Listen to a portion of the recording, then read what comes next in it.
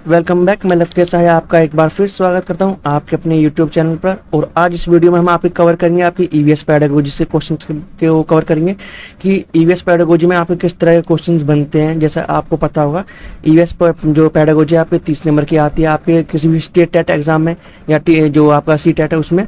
और इसमें आपके जो 15 या 12 क्वेश्चन, यदि 15 क्वेश्चन आपके जो है पैडागोजी के आएंगे तो 15 क्वेश्चन आपके बुक से आएंगे। यदि 12 क्वेश्चन आपके पैडागोजी से आएंगे तो आपके जो 18 क्वेश्चन आपके आएंगे जो है बुक से। ठीक है, ये तो रेशियो इनका ऐसे इस तरीके से बदलता रहता है और चलता रहता है। तो मैं आपके जो है सभी प्रकार के जो आपके ईवीएस पैडागोजी से क्वेश्चन बन सकते हैं उनको यहाँ पर कवर कर रहा हूँ। यदि आपने जो है इस चैनल पर प्रीवियस जो वीडियोस मैंने अपलोड करी है वो नहीं देखी है तो उन्हें भी जाकर जरूर देखें। और यदि आप इस चैनल पर पहली बार आए हैं तो वीडियो को जो है लाइक करें, और यदि चैनल को सब्सक्राइब नहीं किया तो चैनल को सब्सक्राइब भी करें। ठीक है, ताकि आपके पास जो आने वाला जो टाइम है आपका जो टीचिंग से रिलेटेड आप जितने भी आपके एग्जाम होंगे उनकी मैं इस चैनल पर वीडियोस अपलोड करता हूँ और उनकी नोटिफिकेशन आपके पास जो है टाइम टू टाइम पहुंचती रहे। तो चलिए स्टार्ट करते हैं अपने पहले क्वेश्चन से। आपका पहला क्वेश्चन है कांसा, जिसे हम ब्रोंज कहते हैं, दो धातुओं का मिश्रण है। ये दो धातु हैं, अब बताओ कौन कौन सी हैं। तांबा और जस्ता है, वो तांबा और टीन है, तांबा और लोहा है, या फिर एल्यूमिनियम और टीन है। तो यहाँ पर जो आपका जो बहुत बेसिक क्वेश्चन है, वैसा तो आपको पता होना चाहिए कि जो है अब आपकी बहुत सी मिश्रित धातु होती है। ठीक है, तो उन सभी धातुओं के नाम आपको पता होना चाहिए कि ये जो धातु है इन दो धातु से मिलकर बनी है, ये जो धातु है ये इन दो से मिलकर बनी पड़ी है। ठीक है, तो पहला ऑप्शन यहाँ पर जो आपका पहला ऑप्शन नहीं होगा, थर्ड ऑप्शन नहीं होगा, फोर्थ नहीं होगा। यहाँ पर जो आपका बी ऑप्शन है वही ठीक है कि तांबा जो है, जो ब्रोंज जो है तांबा और टीन से मिलकर बना हुआ है। और इसमें जो आपका तांबा है वो लगभग 12 से 12.5% होता है। अब आपको पता होगा जो तांबा है, ठीक है, इसका जो हम यूज़ करते थे पहले, जिसे हम बोलते हैं टीन। ठीक है, इसका हम यूज़ करते थे पहले सिक्के बनाने में, है ना, सिक्के के बनाने में, औजार बनाने में। और आज के टाइम में भी इसका जो यूज़ किया जाता है, आपकी जो मशीन्स होती है, मशीन के कुछ जो पार्ट्स होते हैं उन पर जंग ना लग जाए या फिर इस तरीके से ना हो जाए, वो ख़राब ना हो जाए, उनको इसकी कोटिंग की जाती है। ठीक है, तो यहाँ पर जो आपका बी ऑप्शन है वो ठीक होगा। नेक्स्ट क्वेश्चन आपका, निम्नलिखित समूहों में से उस समूह को चुनिए जिसमें खाना पकाने के तरीके या ढंग दिए गए हैं। तो खाना पकाने के कुछ ढंग दे रखे हैं आपको बताने को। उबाल कर खाना नहीं पकाया जाता, गुथ कर नहीं पकाया, मतलब खाना उबाल कर नहीं पकाने की तरीके। ये देखो, उबाल कर खाना कोई पकाने का तरीका नहीं है, ना गुथ कर खाना पकाने का कोई तरीका, भून कर है, सेक कर उबाल कर भी कोई नहीं है तो उबाल कर कट हो गया, तल कर भिगो कर भी नहीं है। तो यहाँ पर आपका जो फोर्थ ऑप्शन बचता है कि सेक कर, तल कर, भून कर। देखो, भून कर आपने शकरकंदी खाई होगी या फिर आलू भूने होंगे, आप कैसे भूनते हो? या तो आप उसने ओवन में जो भून दो, या फिर आप उसे जो गर्म जो आग के जो कोयल होते हैं अंगारों पर रख कर भून दो। ठीक है, तो ये तरीके होता है भूनने के। तो आपका यहाँ पर पहला ये ऑप्शन ठीक होगा, इसलिए मतलब इस ऑप्शन में ये ठीक है पार्ट। तलकर, आप तलकर बहुत सी चीज़ें खाते हैं। ठीक है, जैसे गर्म तेल में आप पकौड़े बनाते हैं या फिर और भी चीज़ें हैं पकौड़े के सिवा, तो वो भी है। तो ये जो फोर्थ ऑप्शन है ये बी पार्ट भी ठीक है। और फोर्थ ऑप्शन है सेक कर, आप सेक कर भी बहुत सी चीज़ें जो है खाते हैं। तो यहाँ पर जो आपका ऑप्शन नंबर डी है, इसलिए वो सही बैठ रहा है। नेक्स्ट क्वेश्चन आपका, माउंट एवरेस्ट के बारे में सही कथन चुनिए। तो यह जम्मू और कश्मीर का एक भाग है, तो जम्मू कश्मीर में नहीं है, तो पहला ऑप्शन इसलिए आपका गलत हो गया। और इसमें जो इसकी ऊंचाई है वो भी गलत दे रखी है। यह नेपाल का भाग है, ठीक है, भारत का भाग है ये गलत, तिब्बत का भाग है ये गलत। तो आपका जो बी ऑप्शन है ये ठीक हो जाता है। और इसमें जो इसकी जो ऊंचाई दे रखे, जो चोटी की जो ऊंचाई है जमीन से चोटी तक की ऊंचाई, वो इसकी इतनी बैठ रही है 88, मतलब 8848। ठीक है, दूसरी बात आपको ये पता होना चाहिए कि नेपाल में इसको सागर माथा के नाम से जाना जाता है। और तिब्बत में इसको जो जाना जाता है वो जाना जाता है आपका चोमोलुंगमा के नाम से जाना जाता है। ठीक है, तो आपको जो है ये थोड़ी एडिशनल जो है जानकारी है, आपको ये पता होनी चाहिए। आपसे ये भी पूछ रहा था कि जो माउंट एवरेस्ट है उसको नेपाल में किस नाम से जाना जाता है, और ये आपकी जो है सबसे मतलब पृथ्वी की सबसे ऊंची पर्वतमाला है, तो आपको ये भी पता होना चाहिए। तो यहाँ पर जो आपका बी ऑप्शन है वो ठीक होगा। नेक्स्ट क्वेश्चन आपका, रेगिस्तानी ओक एक पेड़ का नाम है, ठीक है, जिसकी जड़ें उस गहराई तक जमीन में के भीतर जाती हैं जब तक कि पानी तक ना पहुंच जाए। इस पेड़ की जड़ों की गहराई इस पेड़ के ऊंचाई की लगभग 30 गुना होती है। मतलब आप ये मान लो, यदि पेड़ अगर ये जमीन है, यदि पेड़ अगर यहाँ पर है और ये ऊंचाई आपकी 2 है, ये 1 ये 2, तो पेड़ यहाँ पर कितना जाएगा, 2 दूनी 4, पेड़ की जो जड़ें यहाँ तक जाएंगी। और यदि नीचे पानी होगा यहाँ पर तो यहाँ तक पानी ले लेंगे। ठीक है, तो यहाँ पर ये बात कही गई है। यह पेड़ कहाँ पाया जाता है, अब आपको बताना है यह पेड़ कहाँ पाया जाता है। ये राजस्थान में नहीं पाया जाता आपका, ना अबू धाबी में पाया जाता, ना ही रूस में पाया जाता, ये आपका ऑस्ट्रेलिया में पाया जाता है। तो यहाँ पर जो आपका सी ऑप्शन है वो ठीक होगा। नेक्स्ट क्वेश्चन आपका, बिहार राज्य के लोगों के लिए मधुमक्खी पालन शुरू करने की सबसे अच्छी अवधि कौन सी होती है? तो देखो बहुत कॉमन सा क्वेश्चन है ये आपका, मतलब मोस्टली आपका जो सीटेट वाले जो हैं वो ईवीएस में आपके ऐसे क्वेश्चन पूछते हैं। जैसे ये क्वेश्चन हो गया आपका, एक होता है आपका घटपर्णी आपका जो पेड़ होता है वो पूछ लिया आपसे, ठीक है। तो ऐसे बहुत कॉमन, हाथियों के बारे में पूछ लिया। कुछ क्वेश्चन हैं जो बहुत ज़्यादा अच्छे हैं और वो उनका रिपीटेशन चलता रहता है। तो यहाँ पर जो आपका पहला ऑप्शन है जनवरी से मार्च, दूसरा ऑप्शन है आपका अप्रैल से जून, थर्ड ऑप्शन आपका जुलाई से सितंबर और फोर्थ है अक्टूबर से दिसंबर।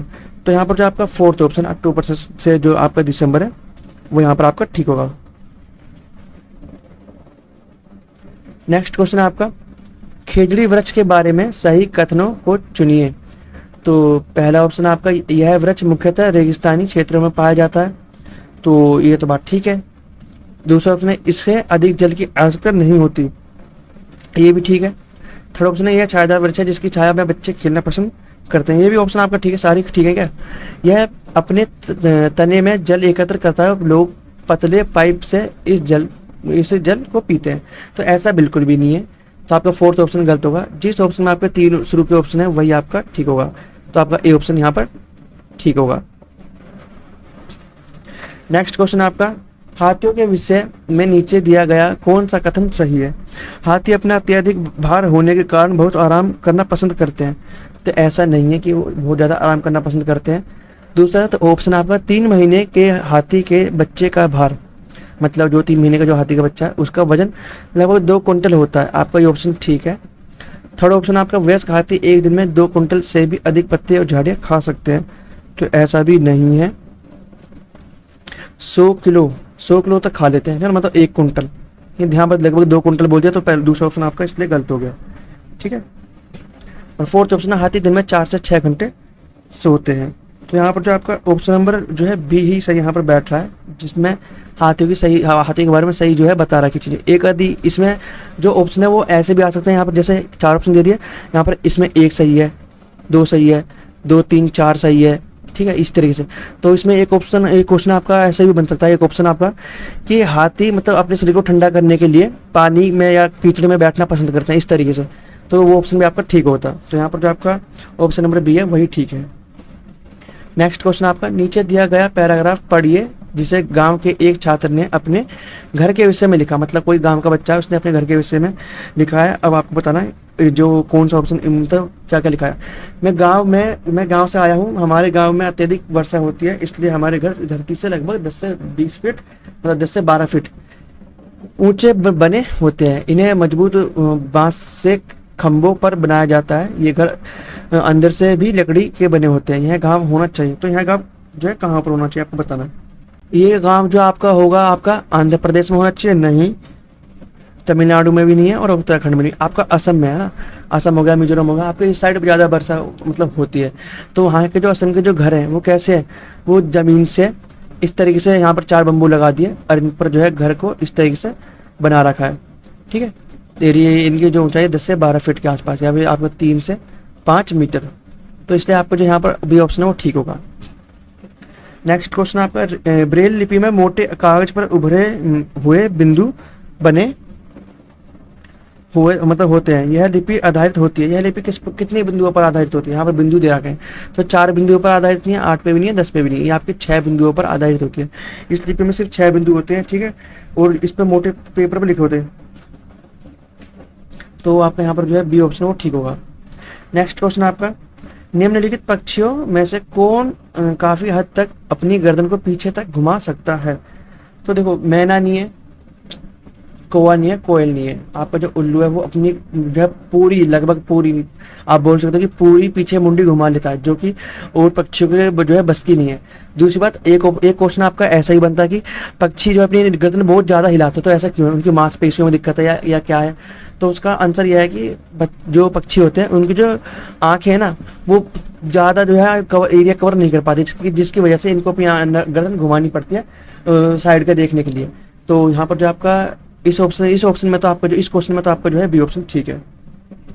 नेक्स्ट क्वेश्चन आपका, हमारे देश के नीचे दिए गए किस भाग में खाने की चीज़ें जैसे टैपियोका और नारियल को लोग अपने घर के आंगन में ही उगाते हैं और उन्हें इनसे बने खाने का स्वाद अच्छा लगता है? तो कौन सा हमारे देश में कौन सा ऐसा राज्य है जहाँ पर ये टैपियोका नाम का जो खाया जाता है, कि लोग अपने घर में के आंगन में उगाते हैं टैपियोका और नारियल, और इनका जो तेल होता है उससे बनी हुई जो स्वादिष्ट चीज़ें हैं उन्हें खाते हैं।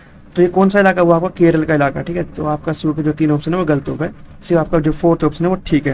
ये दक्षिण पश्चिम का इलाका है जो मालाबार तट के आसपास पड़ता है, ठीक है ना। तो तटीय इलाका है तो वहाँ पर क्या करेंगे लोग, इसका यूज़ करेंगे जो नारियल और टैपियोका है इसके, ना। तो यहाँ पर जो आपका जो है डी ऑप्शन है वो ठीक होगा। और जो आपका सी ऑप्शन है, इससे भी आपका एक क्वेश्चन बनता है कि ऐसा कौन सी जगह है जहाँ पर लोग नारियल के तेल से पकी हुई समुद्री मछली को खाना बहुत पसंद करते हैं। तो यहाँ पर जो आपका उस क्वेश्चन में आपका सी ऑप्शन जो है गोवा वो ठीक होता, कि गोवा ऐसा इलाका है जहाँ पर जो है लोग नारियल के तेल का यूज़ करते हैं मछली को पकाने में, उससे खाना पसंद करते हैं। एक क्वेश्चन आपका ईवीएस में ऐसे बनता कि जो बच्ची है उसका नाम कुछ ऐसी है थोड़ा, है ना, हांगकांग साइड की, है ना। तो वो क्या करती है, ली करके नाम है मेरे ख्याल से, है ना, कुछ ली करके नाम है, और वो कहती है कि हमें, मेरी और मेरी माँ को सांप खाना पसंद है, जब भी हमें सांप खाने का मन करता है तो हम रेस्टोरेंट में जाते हैं, वो सांप खाते हैं। तो ये कौन से स्थान का हो सकता है? वहाँ पर 3 ऑप्शन आपको अलग दिखेंगे, अगर एक ऑप्शन आपको अलग नजर आ जाएगा, ठीक है, तो वही आपका आंसर जो है आंसर होगा। हांगकांग है मेरे ख्याल से वो ऑप्शन जो है आपका। तो यहाँ पर जो आपका इस ऑप्शन है, इस क्वेश्चन में आपका डी ऑप्शन ठीक है।